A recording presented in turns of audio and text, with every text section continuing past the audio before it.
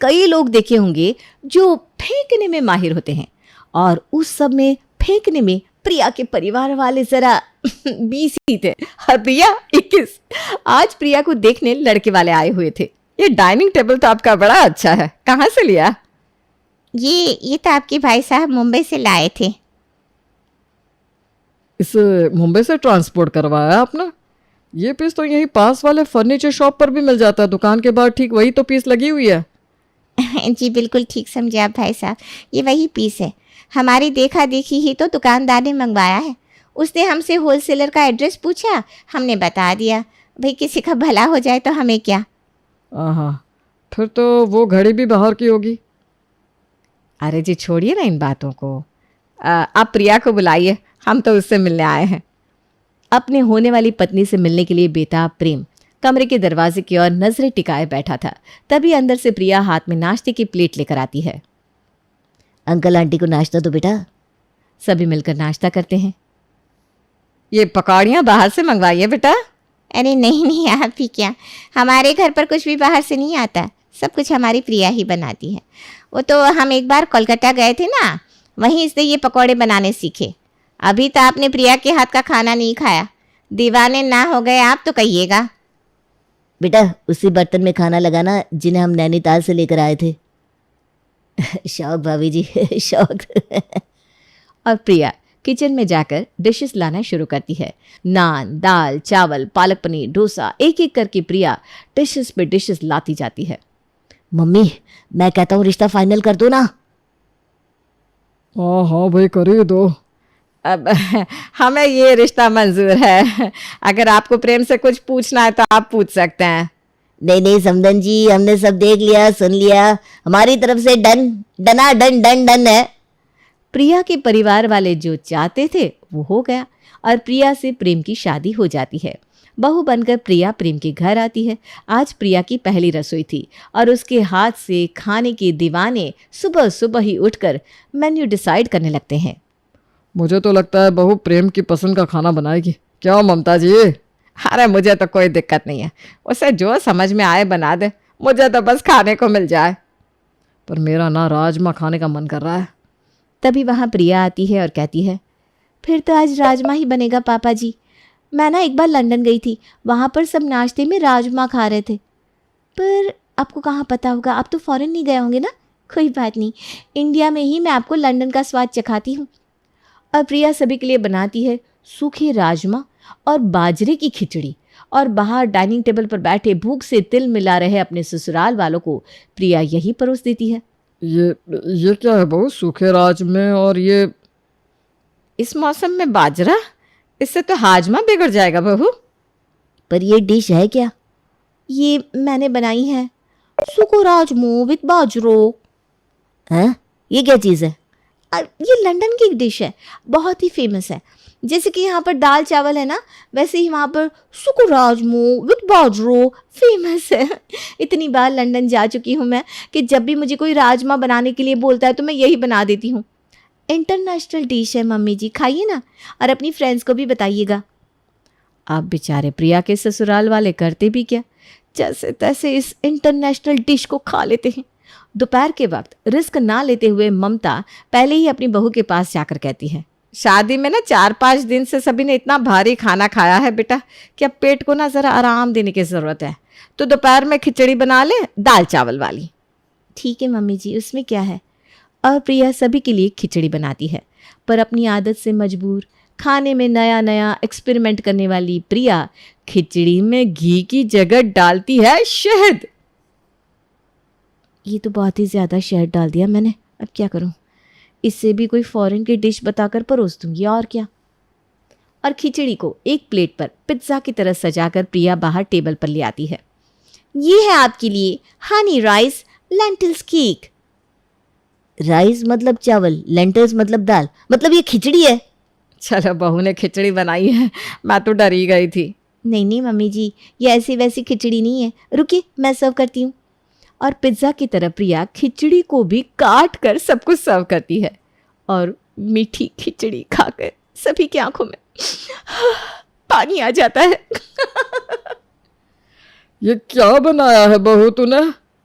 ये ना एक इटालियन डिश है पापा जी, ये बहुत ही हेल्दी होती है। हाँ, आप लोगों ने खाया नहीं ना तो आपको पता नहीं है। लेकिन तुम तो कह रही थी कि घर की खिचड़ी खिलाऊंगी। यह है खिचड़ी?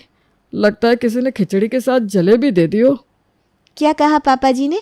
आपको खिचड़ी और जलेबी? अगली बार मैं ज़रूर ट्राई कर सकती हूँ। हो सकता है किसी रेस्टोरेंट वाले को मेरा ये बनाया कॉम्बिनेशन पसंद आ जाए। इसी तरह दिन बीतते जाते हैं। हर रोज़ प्रिया अपने ससुराल वालों को अजीबोगरीब खाना खिलाती जाती। एक दिन ममता की सहेलियाँ किटी पार्टी पर उसके घर आने वाली थी। जब हम बहू को देखने गए थे तब उसने पकौड़ियाँ बनाई थी। आज भी उसे वही पकौड़ियाँ बनाने को कहती हूँ। और ममता प्रिया को उसकी सहेलियों के लिए नाश्ते की तैयारी करने को कह देती है, जिसमें प्रिया हामी भर देती है। पर जैसे ही उसकी सहेलियाँ आती हैं, उनके सामने परोसे जाते हैं साबूदाना की पकौड़े। स्वादिष्ट पकौड़े बोलकर ये क्या थमा दिया तूने हमें ममता? ये कौन से जन्म का बदला ले रही है तू हमसे? हमें नहीं खाना भाई ये खाना। वही ना आंटी जी, कभी आप घर से बाहर निकले तो आपको पता चले ना ये पकौड़े बाली के हैं। मैंने सोचा कि आपकी किस्मत में बाली जाना तो है नहीं, तो कम से कम आप बाली के डिशेस से ट्राई कर लें। पर आपकी किस्मत में तो वो भी नहीं है। एक तो ऐसा खाना देती है, ऊपर से बातें भी सुनाती है। हमें तेरे घर कोई पार्टी नहीं करनी ममता। चलो बहन सब। ऐसे ही दिन बीतते जाते हैं और हर रोज़ खाने के वक्त ममता के परिवार का बेड़ा गर्क हो जाता है। कभी बैंगन के पराठे, कभी मूली की चटनी, सूखे रायते, ऐसी न जाने कितनी ही डिशेस प्रेम के परिवार को परोसी जाती। और ऐसे ही एक दिन ममता अपनी बहू से कहती है, इतने दिन से हमने बुरे मन से तेरे बनाए इंटरनेशनल फूड खाए बेटा, पर आज ना उस खाने को समझने वाला असली आदमी आने वाला है। मेरा भाई रोनित, ये ना आज ही कनाडा से लौट रहा है। उसके लिए कनाडा का खाना बना देना बहू। तो पूरी दुनिया घूम चुकी है ना। आप फिक्र मत कीजिए मम्मी जी, सब तैयार रहेगा। एक बार मामा जी को आने तो दीजिए। और सूट बूट पहने रोनित अपनी बहन के घर पहुंचता है, जहां उसे ममता अपनी बहू की स्पेशलिटी बताती है। अरे वाह बहू, तू लंदन, पेरिस, कोरिया, न्यूयॉर्क सारी जगह घूम चुकी है और हर जगह का खाना बनाना भी आता है तुझे। तब तो तू मेरे लिए कनाडा का स्पेशल फूड बना दे। तू तो जानती ही होगी वहाँ जो भिंडी बनती है। अरे हाँ हाँ मामा जी, आपको बताने की ज़रूरत नहीं है। कनाडा तो हर हफ्ते जाने वाली जगह थी मेरे लिए। वो तो इस घर में शादी हो गई और दुर्दशा हो गई मेरी। आप ही सोचिए, जिस लड़की ने पूरी दुनिया घूमी है उसे हनीमून पर मम्मी जी गोवा भेज रही थी। प्रिया किचन में जाती है और अपने मामा ससुर के लिए तरी वाली भिंडी बनाकर लाती है। ये लीजिए मामा जी, कनाडा की स्पेशल तरी लेडी फिंगर। कनाडा में लोग ऐसी भिंडी खा लेते? गीली? बाप रे बाप। अच्छा बहू, जरा ये तो बता कि ये मैप में कनाडा पड़ता कहाँ है? कनाडा बताती हूँ ना मामा जी। भारत के नक्शे में कनाडा बताती हूँ मैं वर्ल्ड मैप की बात कर रहा हूँ बहू। अरे मेरा मतलब यही था, भारत के ऊपर वो कौन सा देश पड़ता है? श्रीलंका? हाँ वही श्रीलंका है ना, कनाडा वही है पास में। ऐसे नहीं, एग्जैक्ट बता बहू। श्रीलंका के बाजू में है कनाडा, फाइनल। और तुम्हारा कहना है कि तुम कनाडा गई हो? बहू खाना नहीं बनाती है बहन, ये तुम सबको बनाती है। कनाडा में ऐसी तरी वाली भिंडी कहीं नहीं बनती। क्या? तो इतने दिन से बहू हमें जो खिला रही है विदेश का खाना कहकर, वो सब झूठ था?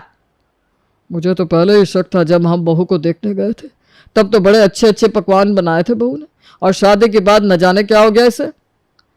वो खाना मैंने थोड़ी ना बनाया था, वो तो मेरी मम्मी ने बनाया था पापा जी। मैं तो बस लाकर सर्व कर रही थी। पर शादी के बाद मैंने जो भी बनाया है वो सब खुद बनाया है। हाँ, उसका क्रेडिट मैं किसी को नहीं लेने दूंगी। इसकी क्रेडिट कोई लेना भी नहीं चाहेगा प्रिया। अब से तुम हमें माफ करो, खाना बनाने के लिए हम कुक रख लेंगे। तुम देश भ्रमण करो, वही तुम्हारे लिए अच्छा है। और प्रिया का झूठ और फेंकने की आदत सभी के सामने आ जाती है और प्रिया के बनाए खाने से बचने के लिए प्रेम अपने घर पर एक कुक रख लेता है, जो पहले ही दिन उन्हें परोसती है तरी वाली भिंडी। नहीं, सपने देखना गलत नहीं होता, लेकिन क्या हो जब कोई लड़की शादी ही सिर्फ अपने सपनों को पूरा करने के लिए करे तो? ये देखो दीदी, आपकी बेटी के लिए एक से एक बढ़िया रिश्ते लाई हूँ, लेकिन ये रिश्ता बाकी रिश्तों से थोड़ा अलग है। लेकिन क्यों? क्या अलग है? लड़के के पंख लगे हैं क्या? पंख लगे नहीं, कटे हैं समझो। लेकिन परिवार तो बहुत अमीर है। पंख कटे हैं मतलब क्या? और बाकी अमीर है तो रहने दे, कुछ नहीं सुनना आगे। हमें रिश्ता मंजूर है। लड़का कुछ करता नहीं, बेरोजगार है। मतलब लड़का बेरोजगार है? अरे तो फिर वो अमीर कैसे है? अरे खानदानी अमीर। बाकी बस इतना जानती हूँ कि लड़का अमीर घर से है। अब तुम बताओ, तुम्हें अपनी बेटी के लिए ये रिश्ता मंजूर है या नहीं? अरे हाँ हाँ, मुझे मंजूर है। लड़का बड़े घर का है और मेरे लिए और इसके लिए इतना ही काफी है। तुम कल ही बुलवा लो उन्हें। माँ, आप फिर से रिश्ते देखने लग गई। मैंने कहा ना मुझे अभी शादी नहीं करनी। फिर क्यों? वैसे भी किसी बेरोजगार से तो मैं शादी नहीं कर पाऊंगी। मुझे तो नौकरी करनी है। हाँ हाँ, बढ़िया ही नौकरी करने वाली। अरे जब वो लड़का खुद कुछ नहीं करता तो तू क्यों करेगी? अरे बैठ कर खाना महारानी बनकर। देख, एक बात ध्यान से सुन ले, ऐसे बड़े रिश्ते बार बार नहीं मिलते। माँ, लेकिन मुझे अभी पढ़ाई करनी है। मैंने एक बार बोल दिया ना कि तेरी शादी होगी तो होकर रहेगी। अगले दिन लड़के वाले सिमरन के घर आते हैं और लड़के वाले सिमरन और उसके पूरे परिवार से बात करते हैं। आपका बेटा हमें पसंद आया जी। हमारी तरफ से तो हाँ है इस रिश्ते के लिए। लेकिन हमारी तरफ से ना है। अरे पर क्यों, क्या हुआ? आपकी बातों से तो लग रहा था कि आपको सिमरन बहुत पसंद है। सच कहा, हमें सिमरन तो बहुत पसंद आई, लेकिन ना कहने की वजह कुछ और है। वजह ये है कि हमें एक नौकरी वाली बहू चाहिए। नौकरी वाली? ये तो बहुत अच्छा मौका है अपने सपनों को हकीकत में बदलने का। चलो, मुझे अपना नाटक शुरू करना होगा। हाँ, नौकरी करने वाली बहू। आंटी जी, आप बिल्कुल सही बोल रही हैं। अगर आप मुझे मौका दे तो मैं आपकी नौकरी करने वाली बहू भी बनने को तैयार हूँ। लेकिन वो कैसे होगा? तुम तो नौकरी करती ही नहीं हो। आंटी जी, नौकरी तो मैं शादी के बाद करना भी शुरू कर सकती हूँ ना। बस आप ना ये शादी मत तोड़िए, इस शादी को होने दीजिए।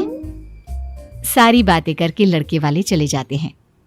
क्या बात है, कल तक तो शादी के लिए मान नहीं रही थी और आज रिश्ता बचाने की कोशिश कर रही थी। क्या बात है? क्योंकि अब यही लोग मेरे सपनों को पूरा करने में मेरी मदद कर सकते हैं। आपसे तो मैंने उम्मीद ही छोड़ दी है। अच्छा, वो कैसे? बड़े घर की बहू बनने जा रही हूँ और उन्हें एक रोजगार बहू चाहिए। मैं उन्हीं के पैसों से आगे पढ़ूंगी और अफसर बनने का सपना भी पूरा करूंगी। तो तू ये शादी केवल अपने सपने को पूरा करने के लिए कर रही है? और नहीं तो क्या, ये पागल से दिखने वाले बेरोजगार से प्यार हो गया है, समझो माँ। कुछ दिनों बाद सिमरन की शादी हो जाती है। कुछ ही साल में सिमरन अपनी पढ़ाई पूरी करके एक बड़ी अफसर बन जाती है। बहू, मेरे लिए एक कप चाय बना कर लाना। माँ जी, मैं और चाय बनाऊंगी? आपने ये सोच भी कैसे लिया? वैसे भी मेरे ऑफिस का टाइम हो रहा है, चाय बनाने के लिए तो नौकर रखे हैं ना। सोचना क्या है, पहले भी तो करती थी, तो अब क्यों नहीं? क्योंकि अब मैं एक अफसर हूँ और मुझे ये सारे काम शोभा नहीं देते। ये सारे काम तो आप लोगों को मेरे लिए करने चाहिए। ये तुम कैसे बात कर रही हो माँ से? क्यों? मैं ऐसे क्यों बात नहीं कर सकती तुम्हारी माँ से? ऐसे बात करके मुझसे नौकरों की तरह काम करवाए वो ठीक है क्या? बहू, ये तुम कैसे बात कर रही हो अपने पति से? पति? कैसे पति है जो घर पे बेरोजगार पड़ा रहता है? और आप कैसी माँ हो जो इनको कुछ नहीं बोलती? ये तुम कैसी बात कर रही हो सिमरन? क्या तुम अब हम सबसे प्यार नहीं करती? अचानक से तुम्हारा ऐसा बर्ताव। वही तो, बहू हो तुम इस घर की। मेरा बेटा ब्याह कर लाया है तुम्हें और तुम हमारी इस तरह से बेइज्जती कर रही हो। आपको लगता है कि मैंने ये शादी इसलिए करी क्योंकि मैं आपके बेटे से प्यार करती हूँ? बिल्कुल नहीं। मैंने ये शादी अपने अफसर बनने के सपने को पूरा करने के लिए की। आपको लगता है कि आपके बेरोजगार बेटे से कोई शादी करना भी चाहेगा? इसकी हिम्मत तो देखो, हमें धोखा देके कितना गर्व महसूस कर रही है। लड़की, निकल जा तू मेरे घर से अभी। मुझे तेरी शक्ल भी नहीं देखनी। माँ शांत हो जाइए, ये इस घर के बहू है, हम इसे ऐसे नहीं निकाल सकते। सिमरन, तुम इस घर की बहू होने के नाते इस घर में जब तक रहना चाहो तब तक रह सकती हो। अरे ये क्या बोल रहा है? लगता है कि तू इस धोखेबाज के प्यार में पागल हो गया है। और ऐसे सिमरन अपने ससुराल में पति के साथ रहती है। लेकिन एक दिन, तुम यहाँ मेरे ऑफिस में क्या कर रहे हो?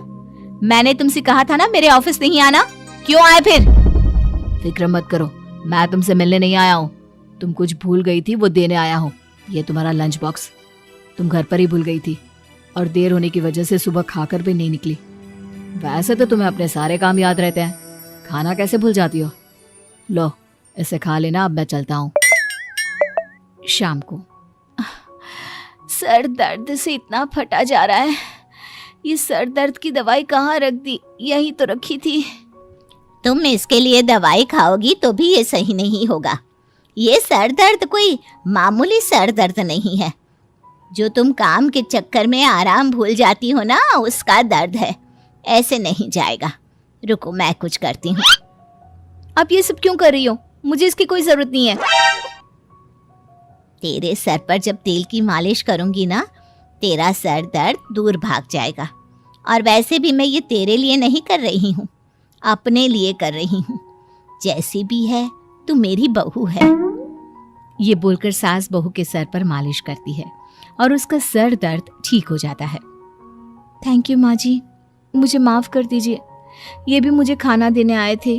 आप भी मेरा ख्याल रख रही हैं। मैं कितनी बुरी हूँ जो आप लोगों के साथ ऐसा व्यवहार किया, आपके बारे में ऐसा सोचा। जिस तरह तूने अपने फायदे के लिए ये शादी की, उसी तरह मैं भी ये शादी अपने फायदे के लिए ही करवा रही थी।